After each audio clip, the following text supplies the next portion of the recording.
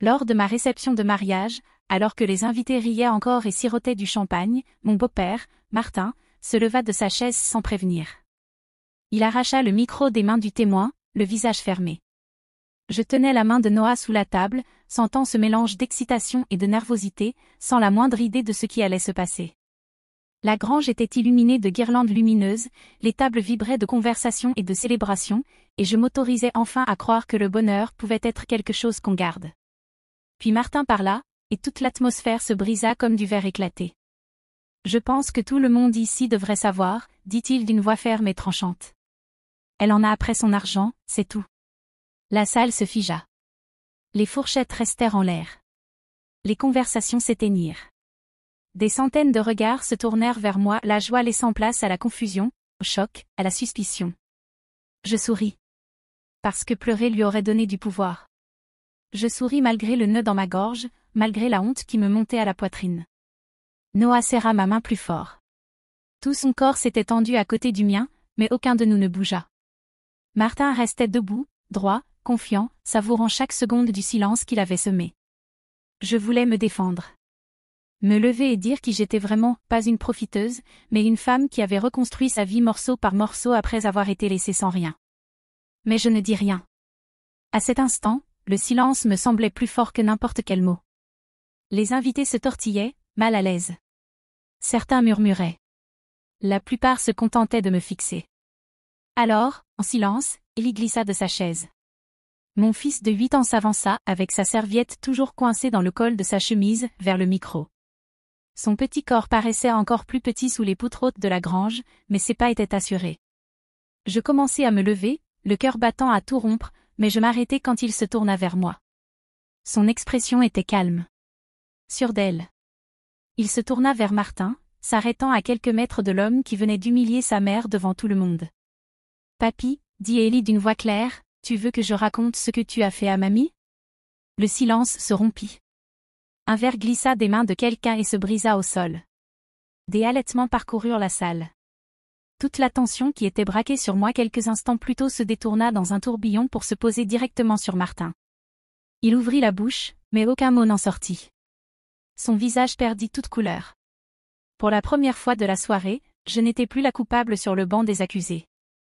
La vérité, enfouie depuis des années, remontait enfin à la surface, et ce n'était pas sur moi qu'elle s'abattrait. Ce matin-là, le monde derrière ma fenêtre brillait d'une lumière dorée et douce. La campagne s'étendait vaste et ouverte, parsemée de fleurs sauvages qui dansaient sous une brise légère. C'était le genre de matinée qui ressemblait à une promesse. J'étais devant le miroir, ajustant la simple boucle d'oreille en perles que Noah m'avait offerte, sentant une énergie nerveuse vibrer sous ma peau. Jamais je n'aurais imaginé avoir une seconde chance en amour, encore moins une chance qui semble aussi pure. Après que mon premier mariage se soit effondré sous le poids des mensonges et de la solitude, j'avais fini par me convaincre que les contes de fées étaient pour les autres. J'avais appris à construire une vie pour Ellie et moi de mes propres mains, brique par brique, avec douleur, persévérance et silence. Et puis, Noah est arrivé. Je l'ai rencontré quand j'ai été engagée pour redessiner les intérieurs du nouveau siège de son cabinet d'architecture. Il était attentionné, toujours à l'écoute de mes idées, me regardant comme si ce que je disais comptait vraiment. Entre café partagé et nuit blanche à mesurer des plans, notre amitié s'est transformée en quelque chose de plus fort, de plus intense, de plus évident. Il m'a redonné foi, non pas avec de grands gestes, mais par sa manière de se souvenir de mon thé préféré, ou de rire aux blagues sans queue ni tête de mon fils comme si c'était les plus drôles du monde. Noah n'a jamais cherché à me réparer. Il s'est juste tenu à mes côtés, solide, certain. Ellie l'a adoré presque immédiatement. Ils construisaient ensemble des châteaux en Lego, menaient d'épiques batailles d'épées en mousse dans le jardin et murmuraient des plans pour construire une cabane rien que pour moi. Les voir tous les deux ensemble me faisait mal d'une manière belle, presque sacrée. Mais tout le monde n'était pas heureux. Martin, le père de Noah, n'a jamais caché qu'il me considérait comme inférieur à leur famille. À ses yeux, j'étais une mère célibataire sans rien à offrir, sinon un joli visage et un compte en banque vide. Ses sourires étaient glacés, ses gentillesses, tranchantes comme des insultes. Au dîner de répétition, il garda ses distances, trinquant avec d'anciens associés et évitant totalement notre table. Je me répétais que ça n'avait pas d'importance. Que la seule approbation dont j'avais besoin était celle de Noah et d'Ellie. Pourtant, Un nœud d'inquiétude se formait chaque fois que je surprenais Martin en train de m'observer de l'autre côté de la salle, avec un regard indéchiffrable. Le lieu était exactement comme je l'avais rêvé, simple et magnifique. Une grange restaurée, décorée de linge blanc et de guirlandes lumineuses, entourée de hauts chênes qui semblaient veiller en silence. Les tables étaient ornées de roses au ton rosé et de porcelaine au bord doré. Il y avait une douceur dans cet endroit, une sensation de chez soi. Je portais une robe qui flottait à chacun de mes pas, rien d'extravagant, juste de la dentelle et du satin, comme fait pour moi. Noah portait un costume bleu marine, avec une rose blanche à la boutonnière. Quand j'ai remonté l'allée et vu la manière dont il me regardait, comme si j'étais la seule personne au monde, toutes les peurs, tous les doutes se sont simplement évaporés. Nos vœux étaient simples et sincères. Des promesses bâties sur la beauté brute, compliquée de la vraie vie. Nous avons promis de nous battre l'un pour l'autre. D'écouter. De pardonner. Ellie se tenait à nos côtés, tenant les alliances, souriant si fort que j'ai cru que son visage allait se fendre en deux. Pendant le cocktail, l'air s'emplit de rire. De vieux amis se retrouvèrent. De nouvelles amitiés naquirent. Les assiettes tintaient, la musique jouait, les enfants couraient pieds nus sur l'herbe. Pendant un instant, c'était comme si chaque cicatrice que je portais s'était transformée en quelque chose d'invisible, quelque chose de léger. Quand vint l'heure des discours, je me blottis contre Noah, en paix complète. Le témoin plaisanta sur les talents culinaires catastrophiques de Noah. Ma marraine raconta une histoire sur nos rêves de mariage à l'adolescence, et nous rîmes de voir à quel point la réalité en était éloignée. J'aperçus Martin du coin de l'œil, assis raide à sa table, faisant tournoyer un liquide ambré dans son verre. Je pensais que, peut-être, juste peut-être, il resterait silencieux et nous laisserait cette soirée. Je me trompais. Quand Martin se leva et prit le micro, une vague de confusion parcourut l'assemblée. Les têtes se tournèrent, certains applaudirent poliment, s'attendant à un discours formel, légèrement maladroit, du père du marié. Au lieu de cela, il réduisit tout en miettes d'une seule phrase. Maintenant, assise ici, le poids du moment écrasant ma poitrine, je compris la vérité. Ce n'était pas un discours, c'était une attaque, une tentative délibérée de me briser au moment où j'étais la plus vulnérable. Et, pendant un instant, cela faillit marcher.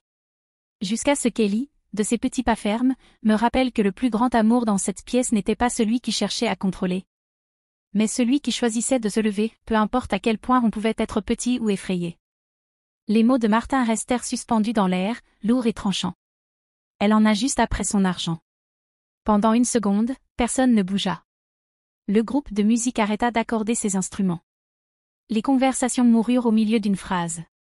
Tous les regards dans la salle se tournèrent vers moi, non pas avec bienveillance, mais avec confusion, soupçon, pitié. Je restai figée, la main crispée autour de celle de Noah. Ses jointures étaient blanches. Je sentais son corps tendu à côté du mien, une tempête contenue de justesse. Je voulais parler, en rire, me lever et détruire ses accusations. Mais les mots restèrent bloqués dans ma gorge. J'avais prévu tant de choses pour ce jour. Ce moment n'en faisait pas partie. Noah se leva à moitié de sa chaise, mais Martin continua de parler. Sa voix, calme et mesurée, emplit le grenier comme de la fumée. Mon fils a toujours eu un grand cœur, dit Martin, regardant directement Noah, puis balayant les invités du regard. Trop grand. Cela l'aveugle à ce que les gens veulent vraiment de lui. Des murmures s'élevèrent autour des tables. Les amis se regardèrent, incertains s'ils devaient rester assis ou intervenir. Certains me jetèrent un regard désolé. Mais la plupart attendaient de voir ce qui allait se passer. Ma respiration devint plus rapide, courte et saccadée. Ma robe de mariée, si légère et belle quelques heures plus tôt, me semblait maintenant comme un filet qui se resserrait autour de ma poitrine. Martin leva légèrement son verre, comme pour porter un toast, son sourire aussi tranchant qu'une lame. À voir les choses clairement, avant qu'il ne soit trop tard. Il se rassit, laissant tomber le micro sur la table dans un bruit sec. Ce son résonna dans le silence stupéfait. Je baissai les yeux vers mon assiette, la vision trouble. Une tomate cerise s'était échappée de ma salade et reposait sur le bord, parfaitement intacte, absurde dans sa normalité. Autour de moi, le monde tournait, mais cette tomate restait parfaitement immobile. Noah se tourna vers moi, le visage rouge de colère mais doux quand il croisa mon regard. « Je suis tellement désolé, murmura-t-il, la voix tremblante de rage et de peine. Je secouai la tête. Je ne voulais pas qu'il soit désolé. Je ne voulais pas qu'il ressente de la honte pour la cruauté d'un autre. Je me redressai. Je levai le menton. Si Martin voulait m'humilier, je ne lui donnerais pas la satisfaction de me voir m'effondrer. J'ouvris la bouche, prête à parler, à me défendre avec chaque once de force qu'il me restait. Mais avant que je puisse dire un mot, Ellie se leva de la table voisine, où il était assis avec ma sœur et ses enfants. Ellie se leva. Il essuya ses mains sur le devant de son pantalon, balayant des miettes invisibles, et commença à marcher vers l'avant de la salle. Au début, je crus qu'il venait simplement vers moi, cherchant du réconfort comme les enfants le font quand les choses deviennent effrayantes. Je me levai à moitié de ma chaise, prête à le prendre dans mes bras, à le protéger de la laideur qui nous entourait. Mais il ne vint pas vers moi. Il se dirigea droit vers le micro. Un silence tomba sur la salle tandis que tous les regards se tournaient vers lui, un petit garçon en gilet bleu marine et cravate à clip, debout seul sous la lumière crue des projecteurs. Il leva les bras, ajusta soigneusement le micro, et regarda Martin. « Papy, dit Ellie, la voix calme, est-ce que je leur dis ce que tu as fait à mamie ?» Les mots, si clairs et simples, tranchèrent la tension comme une lame. On entendit un souffle coupé parmi les invités. Un verre de vin se renversa sur une table voisine, le liquide rouge s'étalant sur le linge blanc. Quelqu'un poussa un cri. Une femme porta la main à sa bouche. Le visage de Martin, satisfait un instant plus tôt, devint livide. Il ouvrit la bouche pour répondre, mais aucun son n'en sortit. Il regarda Ellie, puis les invités, comme s'il essayait d'évaluer combien le garçon savait réellement. La réponse se lisait sur chaque visage horrifié tourné vers lui. Je restai pétrifié, déchiré entre la fierté et la panique. Ellie restait là, petit mais inébranlable, les mains serrées devant lui. Il ne criait pas. Il ne pleurait pas. Il se tenait simplement droit, faisant briller une lumière si forte que même les mensonges de Martin ne pouvaient y survivre. Noah bougea le premier. Il se leva, marcha jusqu'à Ellie, et posa une main douce sur son épaule, sans jamais quitter son père des yeux. « Tu l'as entendu, dit Noah, la voix calme mais d'acier. Il est peut-être temps qu'on entende tous la vérité. » Les invités restèrent figés, stupéfaits, leur regard allant de Martin à Noah, entre le passé et le présent, entre ce qu'ils pensaient savoir et la vérité brutale qui se dévoilait sous leurs yeux. Et pour la première fois depuis que Martin avait ouvert la bouche, je souris, non pas parce que la douleur avait disparu, non pas parce que le moment était facile, mais parce que nous n'étions plus seuls. Martin restait là, raide et silencieux, tandis que le poids des mots d'Ellie s'abattait sur la pièce comme un brouillard épais. Ses mains, auparavant sur autour de son verre, tremblaient légèrement sur la nappe. L'homme si prompt à juger, si désireux de m'humilier, semblait désormais acculé, mis à nu. Noah s'agenouilla près d'Ellie, parlant à voix basse, assez pour que seuls les plus proches puissent entendre. « Tu as été très courageux, dit-il. Tu as bien fait. » Ellie hocha la tête, le visage grave. Il ne gigota pas. Il ne fléchit pas. Je me levai de ma chaise, lissant ma robe de mes mains tremblantes, et marchai vers eux. Je pris Ellie dans mes bras, sentant contre moi le battement calme et solide de son cœur. Noah se redressa aussi, passant un bras autour de nous deux, formant un bouclier, un cercle petit, mais incassable. La voix de Martin brisa le silence, rauque et défensive. « Ce n'est qu'un enfant, dit-il, trébuchant sur ses mots. Il ne comprend pas ce qu'il dit. » Noah se redressa, sa voix portant à travers la salle pas forte, mais ferme.